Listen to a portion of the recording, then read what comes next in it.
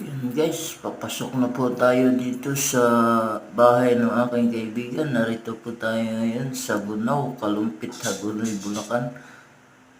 Ay, Kalumpit, Bulacan. Ayan, papasok na po kami sa kanilang bahay. Ayan po, nagbibirdihan po yung mga damo sa paligid. Napakaganda po ng kanilang paligid. Kahit medyo may tubig ang ilalim ng mga bahay, pero maganda po tingnan ang place nila. Ayan, napakaganda po. Pagmasdan nyo pong maigi, may mga puno nagbiberdehan. Ayan, papasok na kami sa kanilang bahay. May mga halaman pa na buhok ni Judas. Ayan, napakaganda.